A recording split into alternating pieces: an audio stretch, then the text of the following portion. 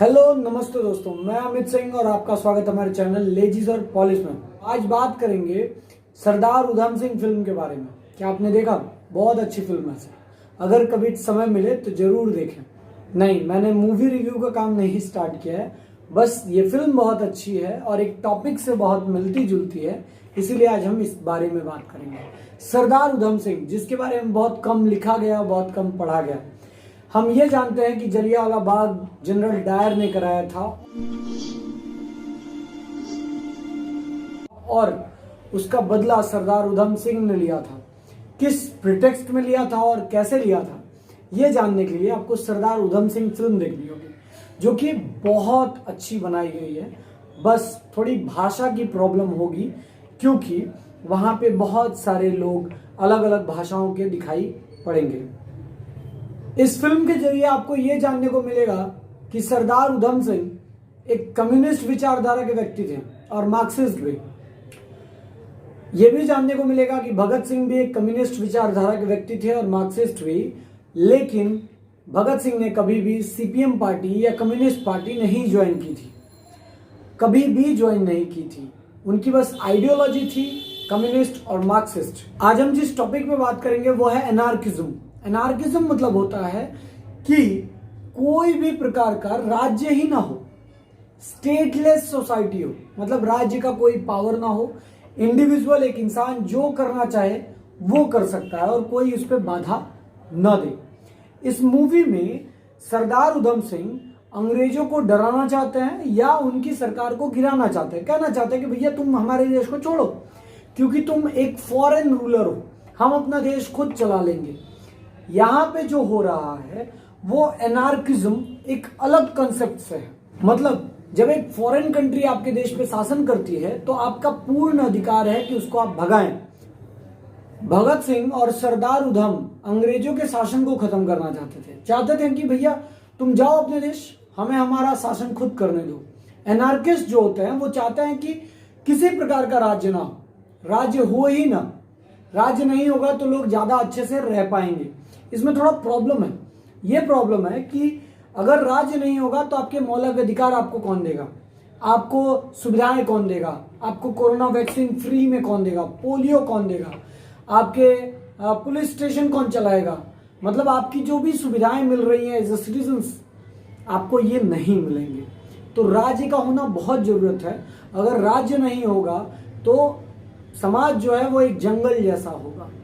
तो ये एनार्किज्म, जो एनार्की की बात सरदार उधम कर रहे थे उस फिल्म में, वो एनार्की और आज की एनार्की, आप अगर ये कहते हैं कि अंग्रेजों भारत छोड़ो, ये एक अच्छी बात है, गुड पॉइंट है। लेकिन भारत से आज़ादी मिलेगी, ये कैसी बात है? भारत में आपको कौन सी आज़ादी मिलेगी? तो मार्क्सिज्म और कम्युनिज्म जो था, इसका जो थॉट था उस वक्त तक रेलेवेंट था जब तक हम गुलाम थे।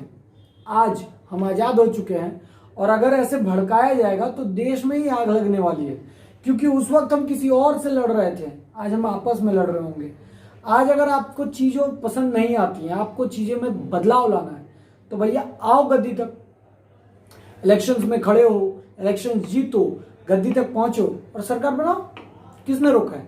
किसी ने रोका है? मतलब एक अनपढ़ व्यक्ति, एक पिछड़ी जाति का व्यक्ति भारत में प्रधानमंत्री या राष्ट्रपति के पद तक जा सकता है, तो किसी ने किसी को रोका नहीं है।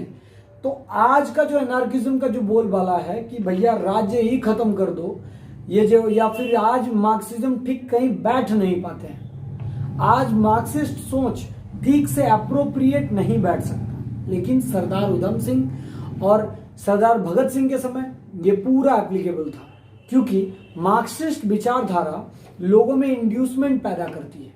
ये बताती है कि भैया अपने लिए लड़ो, खड़े हो और अपने अधिकार की मांग करो।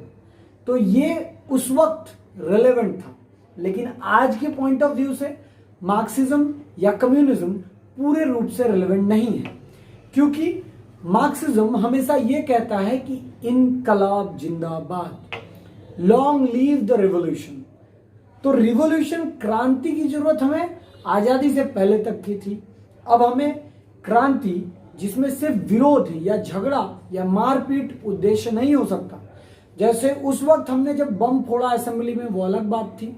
जनरल डायर को गोली मार दिया सरदार उधम ने, ये बदला लिया और ये हमारे देश के लिए जरूरी था। लेकिन आज ये हथकंडे अगर हम आज एक इंडिपेंडेंट कंट्री में अपनाएंगे तो देश खत्म हो जाएगा। यहाँ आप एक कंपटीशन में जी रहे हो, एक तरफ चाइना एक दूसरे देश के साथ कंपटीशन में, तो यहाँ आप अपने देश को गिराने की कोशिश नहीं कर सकते। तो उस वक्त जो एनार्किज्म था वो एनार्की इसलिए थी ताकि अंग्रेज यहाँ से जा सके। तो और आप अगर आज कहते हो कि भारत तेरे टुकड़े होंगे, है ना, और ऐसे स्लोगन्स आप कहते हो, तो आप एनार्किस्ट और मार्क्सिस्ट जो ओपिनियन है आपकी, आप गलत जगह अप्लाई कर रहे हो। आज वो अप्लाई होने वाला नहीं है। उस मूवी में सरदार उधम रशिया तक जाते हैं, यूएसएसआर तक मदद पाने के लिए, क्योंकि रशिया एक कम्युनिस्ट देश है। कम्युनिज्म का जो बीज है वो रशिया से स्टार्ट हुआ। वहां से वो मदद पाने के लिए जाते हैं, वो इंग्लैंड जाते हैं जहाँ पे उन्हें एक मार्क्सिस्ट और कम्युनिस्ट विचारधारा के लोग मिलते हैं जिनके साथ वो एसोसिएट करते हैं, और उनकी मदद से उन्हें बंदूक मिलती है जिसकी मदद से वो माइकल लॉर्ड डायर को मारने में सफल होते हैं और अपने मकसद को पूरा करते हैं, जो वो हमेशा से चाहते थे कि जलियांवाला बाग का वो बदला लेंगे। जलियांवाला बाग की जो आग उनके अंदर जल रही थी उसे वो ठंडा नहीं करने देना चाहते थे, उसका वो बदला लेना चाहते थे, और इसे बखूबी रूप से इस फिल्म में दिखाया गया है। अगर आप चाहें तो जरूर देखें ताकि आपको सरदार उधम सिंह की वैल्यू का भी पता चले। और क्योंकि सरदार उधम सिंह के बारे में ना ही हमने उतना पढ़ा है, ना ही हम उतना जानते हैं, तो इस माध्यम से हम थोड़ी बहुत जान सकते हैं। मुझे पता है कि फिल्में जो होती हैं वो बेस्ट सोर्स नहीं होती हैं किसी भी चीज़ को जानने के लिए, but for entertainment and for knowledge this movie is awesome. आप देख सकते हैं, आपको बहुत सारा नॉलेज मिलेगा।